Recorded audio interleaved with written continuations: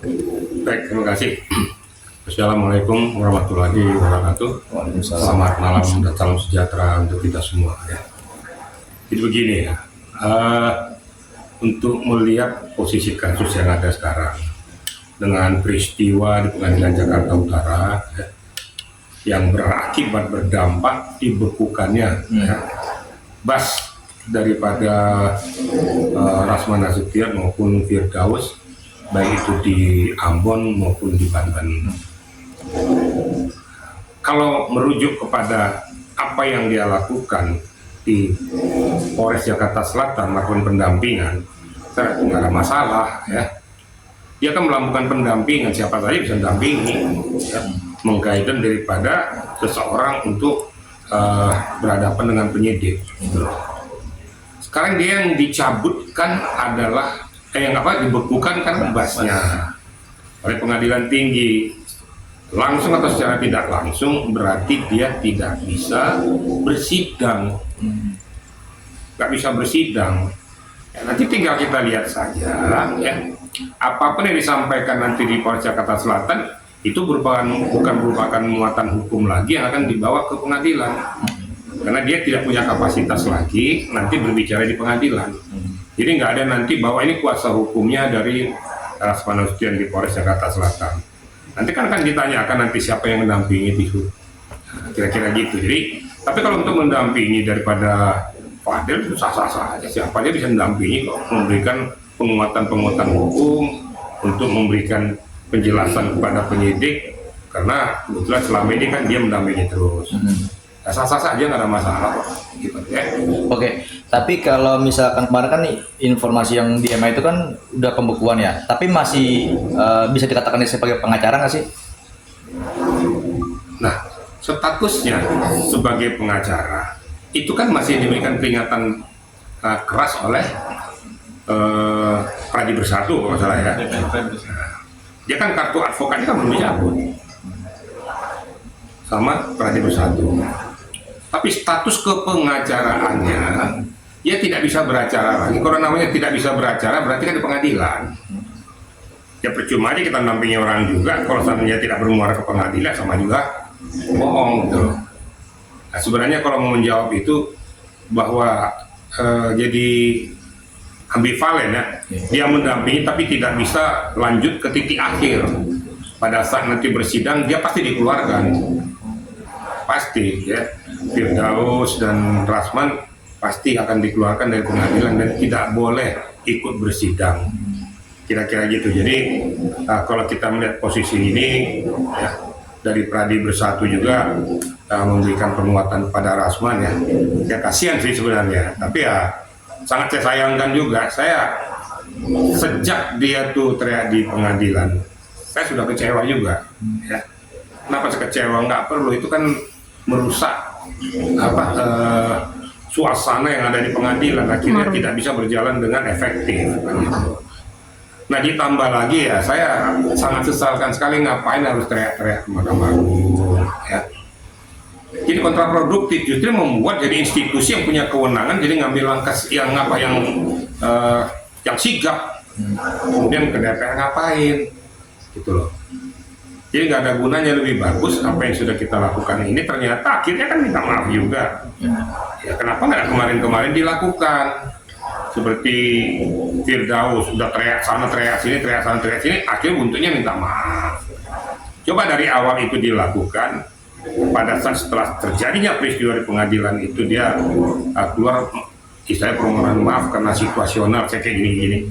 Mungkin menurut hemat saya mungkin dari Mahkamah Agung belum tentu untuk mencabut, tapi karena terus teriak-teriak, terus membahana, terus mengakibatkan harga diri, harkat martabat daripada hakim di pengadilan itu jadi nggak ada. Sebagai pemegang kekuatan dan kekuatan tertinggi, Mahkamah Agung mengambil sikap untuk memerintahkan kepada pengadilan tinggi di mana dia dibas.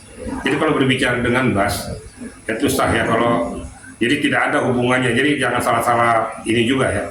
Jadi nggak ada hubungannya dengan organisasinya, karena bas itu adalah personal yang bersangkutan yang dilakukan oleh pengadilan tinggi. Makanya di belakang itu kan ada kopnya, itu adalah pengadilan tinggi, di mana ini bas. kemudian ditandatangani oleh Ketua Pengadilan Tinggi. Seketika Ketua Pengadilan Tinggi mengatakan ini sementara saya bekukan, ya sah saja.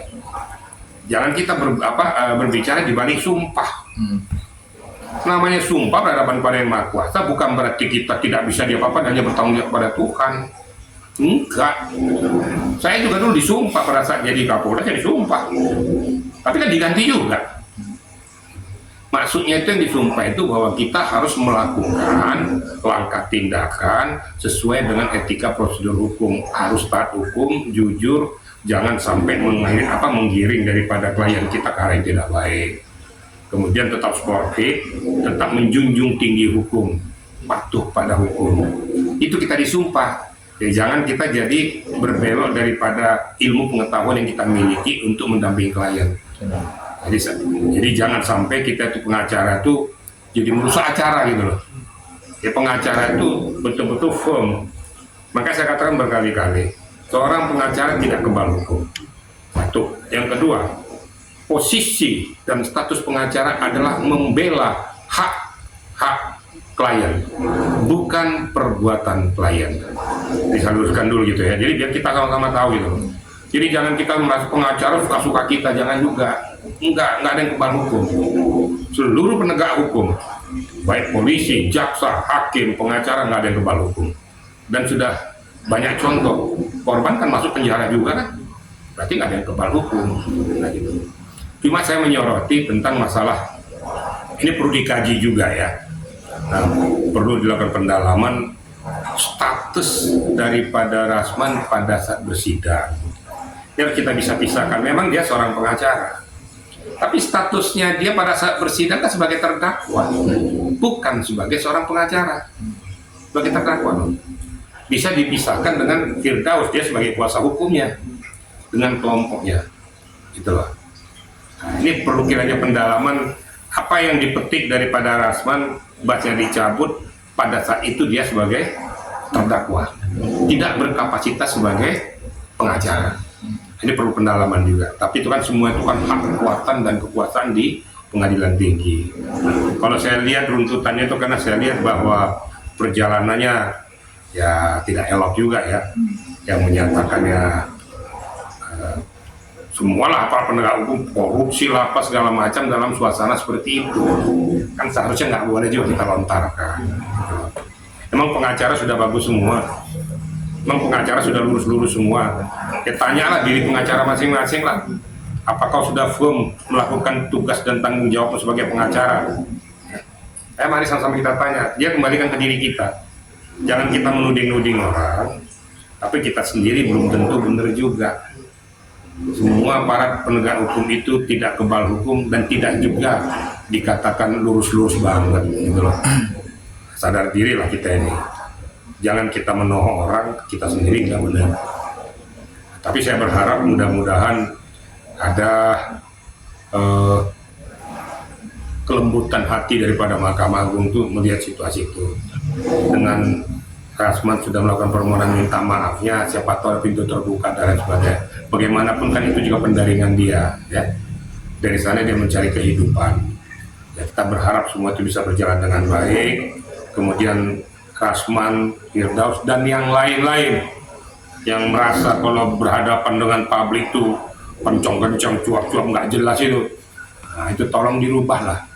Karena pada saat kita berbicara itu akan kelihatan kadar ilmu kita. Ya. Apa lebih besar ilmu atau okol? Nah, orang kan akan menilai nanti di situ. Itu kira-kira yang dapat saya sampaikan. Mudah-mudahan saya juga berharap kita sama-sama pengacara jangan saling menjatuhkan lah. Ya. Oke, Bang. Ada Tuh. komunikasi nggak dengan Bang Rasman mungkin Bang Rasman Komunikasi. cerita tentang permasalahan? Saya tegur dia. Gimana? Karena saya kan jujur. Saya bilang saya walaupun tidak muncul, saya memberikan supporting kepada dia tentang masalah risalah hukum. Tapi pada saat kejadian itu saya tegur. Kamu laku jangan seperti itu. Jadi permohonan maaf tuh kamu lembut, tenang menghadapi orang itu. Nanti akibatnya sudah banyak orang nggak suka sama kamu, kemudian tindakanmu itu semakin banyak yang nggak suka. Sudahlah rubah pribadimu, gitu loh. Supaya betul-betul jadi kau seorang lawyers yang benar, gitu loh. Nah, tapi saya harapkan juga kepada kita teman-teman semua, ya, udahlah kita nggak bersih-bersih semua lah, nggak usah saling saling menjatuhkan sama pengacara ya. Kalau bisa diberikan supporting, suntikan kepada teman-teman kita yang kebetulan lalai ataupun sedikit menyimpang. Berikan penguatan, berikan dorongan, jangan malah dijatuhkan, jangan malah dihancurkan. Ini juga nggak elok juga. Kembalikan pada saat kalau kamu menghadapi permasalahan itu gimana kira-kira. Marilah sama-sama kita berpikir. Kita semuanya itu insan yang tidak juga sempurna semua. Ya. Oke Bang, tapi Ada permintaan dari Bang Rasman untuk Bapak mendampingi secara hukum nggak? Saya kan sudah ngomong, saya tidak akan muncul. Kan dari awal, dari dulu saya udah ngomong ya. tapi tertulis dalam kuasa. Ada tertulis di situ ya. Gak elok juga kalau saya nanya pada situasi kayak gini ya. Terus katakan saya juga mundur, nggak elok juga. Karena tidak istilahnya tidak ada istilahnya kalau saya katakan nggak ada dasar saya untuk mengatakan itu. Justru pada situasi kayak gini kita berikan dorongan kepada dia. Tentu dorongan untuk membangkitkan semangatnya dan dorongan juga untuk dia merubah sikap-sikapnya. Itu loh. Saya tidak setuju dengan sikap dia. Saya nggak suka dengan langkah-langkah dia meledak-ledak itu. Nah, justru orang jadi bukannya suka, jadi antipati bukan simpati. Tapi jangan dong kita meninggalkan gelanggang, itu nggak benar juga. Secara sportif, kita dorong orang yang lagi kejebur, jangan kita ceburin, kita tinggalin. Itu kita nggak kesatria namanya. Itu kira-kira ya. Nah Bang, tadi kan berarti posisi Bang Rasma kan pada saat itu kan sebagai terdakwa ya, dan akhirnya menyusul dengan laporannya PN ke Barreskrim. Nah, menurut pandangan Abang sepakat nggak sih? Masih yang saya maksud itu kan posisinya kan terdakwa, tapi akhirnya bahasnya dicabut. Gimana tanggapan Abang? Kan saya sudah bilang, posisi dia pada saat itu sebagai terdakwa, kan gitu. Memang dia sebagai seorang pengacara. Saya sayangkan pada saat itu meledak-ledak, menyambar macam-macam. Kenapa pula dia muncul di Mahkamah Agung dengan menggunakan toga itu juga. Tapi hak prerogatif, hak kewenangan daripada Mahkamah Agung itu tidak bisa diganggu-gugat. Mau dipetunkan silakan saja, tapi logo Pengadilan Tinggi sudah menyampaikan bahwa kamu tidak layak untuk ikut bersidang saat sekarang ini dibukukan. Itu hak pengadilan. Lah, kalau saya nggak bisa, saya disumpah orang ini saya bisa bersidang. Loh, yang disidang kan pengadilan. Kan BAS itu kan yang tanda tangan siapa? Emang organisasi yang tanda tangan di BAS-nya? Kan enggak. Yang tanda tangan ini kan pengadilan tinggi, ketua pengadilan. Tentu beberapa prasyarat yang harus kita penuhi supaya bisa kita jadi seorang pengacara sah ya, berita acara sumpah tuh. Kalau tidak ada BAS kita nggak bisa bersidang. Pada saat kita masuk ke pengadilan langsung dicek ada BAS-nya nggak. Kalau nggak ada keluar. Oke, tapi Bang Rasman bisa menuntut nggak ke Pengadilan Tinggi Ambon itu?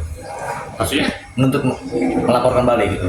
Ya menurut hemat saya udah nggak usah lah, kita bukan jangan jadi memperuncing. Saya mengharapkan pada tindaku juga nggak usah jadi over lah kita ya.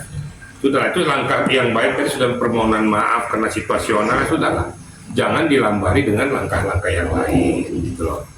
Kalaupun ada laporan dari Pengadilan Jakarta Utara ke Barreskrim untuk permasalahan itu sah-sah saja, itu kan ada pada pengadilan karena merasa rumahnya itu direcokin gitu loh. Itu kan rumahnya pengadilan. Nah, kita kan semuanya kan pengunjung. Makanya dikatakan hakim mempunyai hak prerogatif untuk mengusir siapapun yang berada di ruang sidang yang membuat sidang jadi gaduh, tidak kondusif, kemudian tidak terstruktur dan lain sebagainya. Dia punya hak untuk mengeluarkan itu.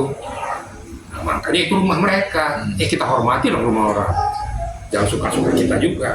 Ada etika bersidang, ada etika kita juga melakukan tanggapan-tanggapan ataupun sanggahan-sanggahan. Sebenarnya yang paling elok pada saat itu adalah ada sanggahan dan tanggapan itu. Tidak usah dengan otot dan kompor. Berarti saya gitu. Ya. Oke, berarti secara langsung masih bisa aktif kembali nanti ya? Bisa aktif kembali itu? Ada batasnya nggak sih? Ada batasnya sih kalau bukti bukan itu? Ya tergantung Pengadilan Tinggi. Oh. Saya kan nggak tahu limitasinya sampai berapa jauh ya.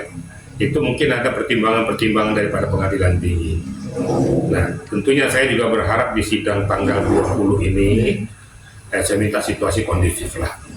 Jadi istilahnya kalau seandainya uji pembuktian mau dilakukan, lakukan dengan cara elok, dengan kepala dingin, jangan jadi kontraproduktif membuat situasi sidang jadi nggak benar lagi.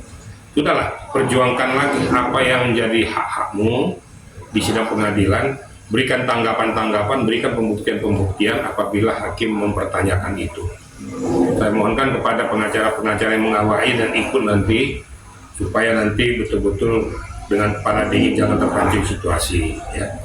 Saya lihat ada juga satu masuk Erwanto loh. Saya mohonkan kepada Dindakul Erwanto, jangan juga istilahnya dalam situasi itu ya tenanglah, jangan peristiwa yang kemarin jangan ditambah peristiwa yang kedua, karena tidak ada lagi di situ nanti yang namanya Firdaus kan nggak ada lagi. Nah, semua masih ada di situ, ada Rihat, ada Ibu Kana, Yulmanan, ada Ibu Elida, Eti dan lain sebagainya, masuk Erwanto di situ. Ya, silakan berjuanglah ya, Bang, berjuang. terkait pernyataan Abang yang bilang sama advokat tidak usah lah ibaratnya saling jaga. Gimana? Ya terkait pernyataan Abang tadi saya kutip, tapi Bang Hotman bilang harusnya si Rasman tidak layak jadi pengacara. Dia minta ke MA dan PN untuk mencabut bahasa Inggris dia dan bilang sudahlah balik saja ke kamu, menurut Abang sendiri. Ya itu mungkin luapan emosi daripada yang bersangkutan, itu nggak perlu ditanggapi lah. Itu kan tidak dalam domain hukum. Bisa aja yang namanya Hotman ngomong kayak gitu, kamu kena perilaku kayak gitu, udah pulang kampung aja. Saya juga pernah ngomong sama Agus kayak gitu. Apa saya ngomong, udah pulang ke Aceh aja. Nggak ada domain itu, mungkin kena saking luapan kesalahan daripada Hotman dengan sikap-sikap si Rasman kayak gitu. Dan memang selama ini memang sudah tidak pernah akur. Jadi ada celah, Rasman juga pernah ngomong tentang masalah Hotman juga. Jadi saya rasa ya nggak perlu dipersoalkan lah. Itu bukan merupakan jadi titik kunci di situ. Nanti kita lihat aja, pokoknya tanggal 20 ini kita lihat situasionalnya, kita harapkan berjalan sidang sebagaimana biasanya. Bah, terakhir saya. Tapi Abang setuju hakim berat sebelah, majelis hakim berat sebelah, karena di awal dari sidang pertama ketiga itu terbuka dan tiba-tiba Bang Hotman datang jadi tertutup. Menurut Abang sendiri gimana? Kita jangan menilai orang. Ya. Saya nggak mau mengatakan itu hakim berat sebelah. Ya. Itu sudah keputusan, memang itu hak prerogatif daripada hakim. Kan dari awal saya sudah nyampaikan, untuk meminimais ini, tadinya saya berpikir alangkah eloknya kalau hakim memberitahukan dulu, karena selama ini kan berapa kali sidang kan terbuka. Kenapa pada saat ajang pembuktian tertutup? Itu hak daripada hakim, mau dibilang tertutup aja, tapi lebih dulu disampaikan supaya tidak dalam suasana seperti itu, akhirnya kan jadi gaduh. Tapi semua pun itu, apapun peristiwa di pengadilan, itu hak prerogatif hakim. Hakim mengatakan tertutup, terbuka, itu hak dia. Saya kan mengatakan tadi itu meminimais supaya jangan timbul kegaduhan, karena serta-merta tiba-tiba diputuskan di sidang tertutup karena hal tertentu. Kan gitu kira-kira. Jadi ya mudah-mudahan lah hakim juga memberikan peluang-peluang kepada kedua belah pihak untuk saling membuktikan. Mari hukum kita tegakkan, semuanya kita melihat dengan kepala yang lurus dan dingin, dan jangan terprovokasi dan memprovokasi. Itu loh. Jadi saya minta ya netizen juga jangan nggak ngerti hukum tapi ngomongnya lebih pintar dari hukum gitu. Nggak tahu, saya kadang-kadang ketawa aja kan, ngomong blepetan aja. Apa yang di kepalanya yang ngerti juga kagak gitu kan. Tapi itu kan hak daripada netizen. Kita juga kita orang timur, kita jaga adat, kita jaga etika. Kalau seandainya kita diperlakukan kayak gitu, kamu bisa terima nggak kira-kira? Kembalikan ke diri kita.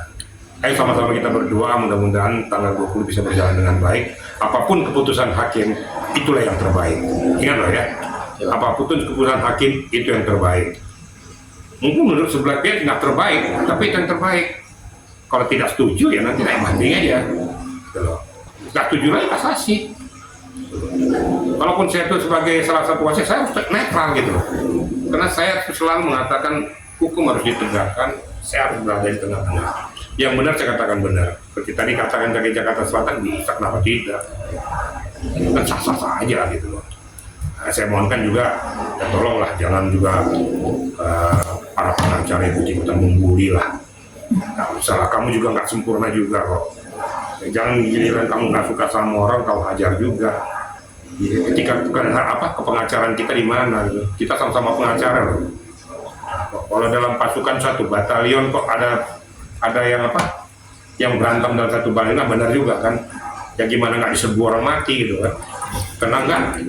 Solid gitu loh.